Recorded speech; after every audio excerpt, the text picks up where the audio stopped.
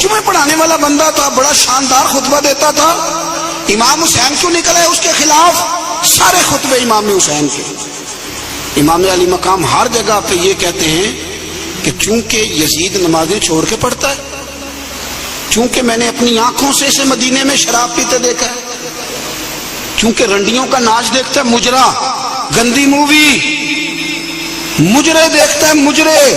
عورتوں کا ناچ دیکھتا ہے، اللہ کے حلال کو حرام اور حرام کو حلال کہتا ہے، لہذا مسلمانوں کا حکمران بننے کے قابل ہے۔ اور امام علی مقام نے فرمایا، خطبے میں فرمایا، یزیدیوں تم مانتے نہیں کہ وہ شرابی ہے؟ تمہارے دل گواہی نہیں دیتے کہ رنڈیوں کا ناچ دیکھتا ہے؟ اور یار میرا تیرا یارانہ ہی سارا شرابیوں سے ہو، رات کو گندی مووی سے موبائل بھرے ہوئے ہوں، ملت کے جوان عورتوں کے کالج کے سامنے کھڑے ہوں، بیٹیاں سکول چھوڑ دیں کہ بچے تنگ کرتے ہیں، اور 15 بچیوں کے نمبر موبائلوں میں بھرے ہوں، اور دعویٰ تو کرے امام حسین کی محبت کا، امام علی مقام کے پیار کا۔ میں ذمہ داری سے کہتا ہوں، جو بے حیائی کرتا ہے، فحاشی پھیلاتا ہے، گند کو فروغ دیتا ہے، قیامت کے حضرت عباس اس کا گریبان تھام کے میدان محشر میں کھڑا کر لیں، حضرت علی اکبر اسے محشر کے میدان میں کھڑا کریں، پوچھیں گے ہم نے جوانیاں لٹا دی شراب کباب کے خلاف اور تمہاری راتیں اس کے ساتھ بسر ہوتی رہی؟ دوستی قاتل سے بھی، مقتول سے یارانہ بھی، دیکھے امام حسین کی پکانا اور پرموٹ یزید کی سوچوں کو کرنا، نظریں بھی گندی، باتیں بھی گندی، گفتگو بھی میلی، اور صبح و شام باتیں بے حیائی کی، اور تذکرے امام حسین کے ہم سے نہ رقم ہوں گے قصیدے یزید کے، ہم لوگ تو حسین کے سیرت نگار ہیں۔ ایک دروازہ کھٹکھٹاؤ، ایک، ہم مومن ہیں، مسلمان ہیں، خبردار یہ گند بند سارا ڈیلیٹ کرو، ہمارا اس سے کیا لینا دینا، اور یہ گند ہمیں مائل بھی نہیں کر سکتا۔ ہماری آنکھیں تو بڑی کھری ہیں، یا قرآن دیکھیں گی یا مصطفیٰ کا گنبد خضرا دیکھیں گی۔ اس گند مند نوجوانوں، پاک جوانی اس کی ہوتی ہے جس کی جتنی زیادہ اللہ نے اسے قوت دی ہو اتنی پاکیزگی بھی دی ہو، جو ہر جگہ میل کچیل کرتا پھرے، ہر جگہ۔ وہ بھی کبھی محمد بن قاسم آئے یہاں لڑنے کے لیے، تو ایک دن صبح ایک بزرگ سے ملاقات ہوئی تو بڑا پریشان محمد بن قاسم، تو بزرگ کہنے لگے بیٹے کیوں اتنی ٹینشن ہے؟ کیا؟ کہنے لگے جناب نہ تو ہمیں ہندوستان کی زبان آتی، نہ رستوں کا پتہ ہے، راجے دار سے مقابلہ کیسے لڑیں گے؟ انہوں نے کہا تو ہمت کر، میں دعا کروں گا اللہ مدد کرے گا۔ چند دنوں کے بعد محمد بن قاسم پھر اس بزرگ سے ملے تو بڑے حشاش بشاش، بزرگ کہنے لگے کیا بات ہے، بڑے خوش ہو؟ کہنے لگے بزرگوں پتہ کرا لیا، 2 گھنٹے سے زیادہ میرے مقابلے میں کھڑا نہیں رہ سکتا۔ جوانوں جانچ کے سننا، 2 گھنٹے سے زیادہ کھڑا نہیں رہے گا۔ کہا کیوں؟ کہنے لگے میں نے پتہ کرایا ہے، وہ نظر کا گندا ہے، اس کی تو ماموں کی بیٹیاں اس کی نظر سے نہیں بچتی، گندا ہے نظر کا، پھپھو چچا اور خالہ کی بیٹی کو بھی تاڑتا ہے، راجہ دار گندا ہے، گندے لوگ میدانوں میں ٹھہر نہیں سکتے، 2 گھنٹے کے بعد بھاگ جائے گا۔ میں 17 سال کا جوان ہوں، چڑھتی جوانی ہے، پر اگر زبان پر کوئی چیز جاری رہتی ہے تو مصطفیٰ کریم کے دین کے ترانے جاری رہتے ہیں۔ یہ کیا بات ہوئی کہ مسلمان ہو، کلمہ گو، اور وہ کہے جی اوہو بڑا مشکل ہے جوانی میں بچنا؟ کیا مشکل ہے؟ کون کہتا ہے مشکل ہے؟ کس نے کہا ہے مشکل ہے؟ جوانی تو نام ہی پچ جانے کا نام، حوصلے ہی سارے جوانی میں ہوتے۔ اور تیری جوانی پر اقبال نے اپنے بیٹے کو دعا دی تھی، اس نے کہا تھا حیا باقی نہیں ہے زمانے کی آنکھ میں، خدا کرے کہ رہے تیری جوانی بے داغ، خدا کرے کہ۔ اور بھائی کیسے تو کہتا ہے کہ میں 1 منٹ، تو عاشق رسول ہے،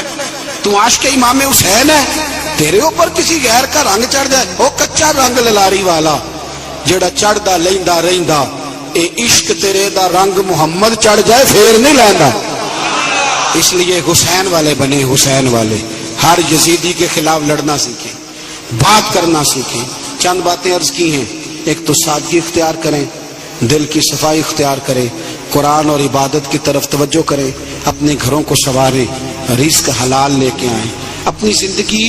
آپ یہ نہ سمجھیں کہ میں ایک گھر کو صحیح کر لوں گا تو کیا ہوگا، گھر جب صحیح ہو جائے گا تو معاشرہ بھی صحیح ہو ہی جائے گا، آگے بات بڑھے گی۔ میں حاضر ہو گیا تھا آپ کے حکم پر، اور حسب توفیق میں نے کچھ بات بھی کر دی ہے۔ جب آپ دوڑتے ہیں نا ملنے کے لیے اور کئی دفعہ گرتے بھی ہیں تو بڑی شرم سی محسوس ہوتی کہ ہمارے لیے لوگ بیچارے اتنی تکلیف کر رہے ہیں، تھوڑی مہربانی فرمائیے گا، کچھ الرجی کا مریض بھی ہوں، زیادہ گرمی برداشت بھی نہیں کر پاتا، آپ تھوڑی مہربانی فرمائیں گے، مجھے اجازت مل جائے گی؟ نہیں جی مندے نہیں بے تسی، ہاں تو کر دو، مہربانی کرو۔ بزرگ آدمی سفید داڑھی والا میری طرح کے گناہگار آدمی کے اگر دوڑ کے ملنے آتا وہ گر جاتا ہے، اور پیچھے ہٹو، وہ لوگ بھی دیکھنے والے کہتے ہیں کس طرح کے لوگ ہیں، سیانا بیانا بندہ ملنے آیا اور اس نے ہاتھ ہی نہیں ملایا۔ میں زیادہ دور نہیں رہتا، گھنٹے سوا کے فاصلے میں، جس نے ملنا ہو جمعرات کو آ جائے، انشاءاللہ کھانا بھی کھلاؤں گا، عصر کے وقت آ جائے، اللہ خیر کرے گا۔ شوق جو ہے ملنے کا، تو شوق تو پانی لوڑ نہیں ہڑا نو راہ برآں دی، شوق تو رستے سارے آسان کر دیتا ہے، اللہ آپ کو جزائے خیر دے، لیکن یہ ادم پیل نہیں مچائیے گا، اللہ آپ کو ہمیشہ آباد فرمائے۔ آخر دعوانا بہت ساروں، ان کا نام ہے علی بن حسین، حضرت علی بن حسین، یہ امام حسین کے صاحبزادے۔ قدرت اللہ تعالیٰ کی ایسی ہے کہ یہ میدان کربلا میں بیمار تھے، کیونکہ اللہ نے امام حسین کی نسل چلانی تھی، تو یہ شدید علیل تھے، اٹھ کے کھڑے ہوتے تھے، اتنا تیز بخار تھا کہ گر پڑتے تھے ظاہراً۔ تو امام حسین نے فرمایا بیٹا تو نے نہیں جانا۔ ابا جی آپ میری موجودگی میں جائیں، یہ کیسے ہو سکتا ہے؟ فرمایا نہیں تو نے جانا ہی نہیں، میں جانے ہی نہیں دوں گا۔ تو حضرت امام زین العابدین علیل تھے، امام زین العابدین رضی اللہ تعالیٰ عنہ نے 3 سال تک حضرت علی کی صحبت اٹھائی ہے، بعض روایات میں اس سے زیادہ بھی آیا ہے۔ کچھ لوگوں نے لکھا جب آپ میدان کربلا میں گئے تھے تو 30 سال سے عمر زیادہ تھی، 30 سال سے عمر، اور داڑھی مبارک جو تھی نا آپ کی، جو لوگ شروع سے داڑھی نہیں نہ کٹواتے ان کی زیادہ لمبی نہیں ہوتی، جو شروع سے داڑھی رکھ لیتے ہیں نا، کیا پنجابی میں کہتے ہیں سچی داڑھی، اور ان کو خرشت بھی نہیں کرانا پڑتا، میں نے بھی کبھی نہیں کرایا، ضرورت ہی نہیں پڑی، وہ نہیں کرانا پڑتا اس لیے کہ جو داڑھی شروع سے ہوتی ہے نا وہ اتنی زیادہ بڑی بھی نہیں ہوتی اور پھیلتی بھی نہیں، تو حضرت امام زین العابدین کی داڑھی بہت زیادہ بڑی نہیں تھی،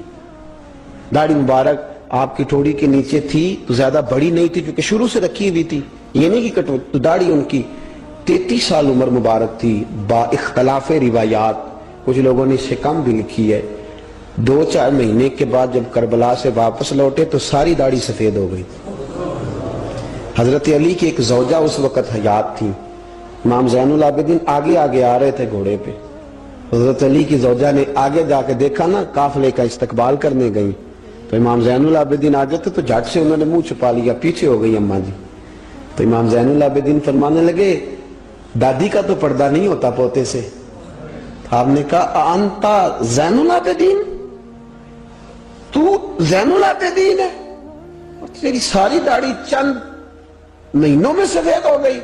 تو امام زین العابدین روئے، فرمانے لگے اماں جو میں نے کربلا میں دیکھا ہے، جو میں کربلا میں دیکھ کے آیا، تو دیکھتی تو یہاں کھڑی نہ ہوتی۔ امام زین العابدین نے پائے اس بات کے ساتھ، پوری دلیری کے ساتھ، اور امام حسین رضی اللہ تعالیٰ عنہ کی تو شہادت 10 محرم کو ہو گئی نا، 61 ہجری میں معاملہ ختم ہو گیا، لیکن امام زین العابدین ساری زندگی طاغوتی قوتوں سے لڑتے رہے۔ امام زین العابدین کو کئی دفعہ بعد میں گرفتار کیا گیا ہے، کربلا میں کئی دفعہ بعد میں گرفتار کیا۔ مروان بن عبد الملک ظالم جو صحابہ کو مارا کرتا تھا، جس کو یزید لعنتی نے بنایا تھا، وہ امام حسن اور امام حسین کے خلاف تقریریں کرنے والا مروان بن عبد الملک جو قابض ہو گیا زبردستی امام حسین کے بعد مسجد نبی کی امامت پر، اس کے پیچھے نماز پڑھ لینی چاہیے تھی، بولے آنے جڑا ہوتے کل ہوتا ہے ابھی کدی پیڑا ہو سکتا ہے۔ مروان بن عبد الملک مسجد نبی کا امام اور خطیب رہا ہے بڑا عرصہ، امام زین العابدین رضی اللہ تعالیٰ عنہ کے خلاف بڑی بدتمیزی کرتا تھا۔ امام زہری فرماتے ہیں، تابعی بزرگ ہیں، کہتے اس نے امام زین العابدین رضی اللہ تعالیٰ عنہ گرفتار کرا کے منگایا اپنے دربار میں، تو پورے ہوا کیا، یہ جو طریقت ہے نا ہماری، ایک مسئلہ یہاں سمجھا دوں، یہ جو پیری مریدی ہے، جو بیعت ہے، یہ اسی وقت شروع ہوئی، کیونکہ بادشاہت پہلے جو خلیفہ ہوتے تھے وہ بادشاہ بھی ہوتے تھے، پیر بھی ہوتے تھے، رہنما، سارا کچھ ہی وہ ہوتے تھے، لیکن امام حسن حسین کی شہادت کے بعد جب بادشاہی یزید جیسے لوگوں کے ہاتھ میں گئی نا، تو امام زین العابدین رضی اللہ تعالیٰ عنہ کے گرد جو اللہ اللہ کرنے والے لوگ، دین سیکھنے والے تھے، وہ اکٹھے ہو گئے۔ اب وہ جو بیعت تھی اسی کو آج بیعت طریقت کہا جاتا ہے۔ لوگ اس طرف ہو گئے کہ اب وہاں بیعت کا سلسلہ نہیں رہا، یہ وہی بیعت ہے جو امام حسین رضی اللہ تعالیٰ عنہ، حضرت علی، حضرت ابوبکر صدیق، سب لوگ فرمایا کرتے تھے۔ اب لوگ بڑے اکٹھے ہو گئے، لوگ آیا کرتے تھے، حضرت حسن بصری جیسے لوگ، امام زہری جیسے لوگ، حضرت سعید بن مسیب جیسے لوگ، امام زین العابدین نے کربلا کے بعد اپنا مکان مدینے سے باہر بنا لیا تھا، نام علی تھا، لیکن عبادت اتنی کرتے تھے کہ لوگوں نے زین العابدین کہنا شروع کر دیا، عبادت کرنے والوں کی زینت زین العابدین کہنا شروع کر دیا۔ بیٹا پاس سو رہا تھا، گھر میں آگ لگی ہوئی تھی، امام زین العابدین نماز پڑھ رہے تھے، اتنی لمبی ساری رات سارا دن مصلی پہ رہتے، تو بہت سارے لوگ عقیدت مند ہو گئے۔ تو مروان کو خطرہ ہوا کہ کہیں امام زین العابدین میرے خلاف کوئی محاذ نہ بنا لے، اس نے ایسے ہی الزام لگا کہ امام زین العابدین کو گرفتار کر کے جیل میں ڈال دیا بلا وجہ۔ امام زہری کہتے ہیں میں کھانا لے کے گیا تو امام زین العابدین نے نا وہ بیڑیاں پہنی ہوئی ہیں، ہتھ کڑیاں پہنی ہوئی ہیں، پیروں میں بھی ہاتھوں میں بھی،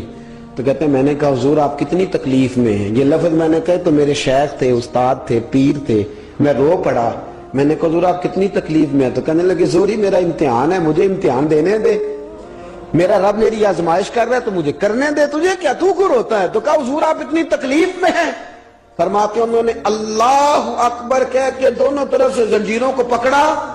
جب اللہ اکبر کہا تو دونوں طرف کی زنجیریں اتار کے امام زین العابدین نے نیچے رکھ دی، فرمانے لگے میں تو ایک دفعہ اللہ کا نام لوں تو اللہ ساری زنجیریں توڑ دیتا ہے، میں پابند نہیں ہوں ان لوگوں کا، میں تو اللہ کی رضا پہ راضی ہوں۔ امام زین العابدین رضی اللہ تعالیٰ عنہ نے ساری زندگی پرہیزگاری، محبت، پیار، خلوص، وفا اور لوگوں کو دین سکھایا، ساری زندگی اللہ کا درس دیا، پوری دنیا سے لوگ امام زین العابدین کے پاس آتے۔ کیا لفظ ادا کر رہا ہوں؟ میں نے پورا مدینہ نہیں کہا، میں نے کہا پوری حکومت نہیں تھی آپ کے پاس، حکومت میں مروان بن عبد الملک تھا، کیونکہ 4 سال 4.5 تک یزید رہا ہے۔ امام حسین کی شہادت کے بعد صحابہ سارے، اہل بیت نبوت سارے، جتنے بھی حضرات ہوتے تھے پوری دنیا سے جو اہل عقیدت تھے وہ امام زین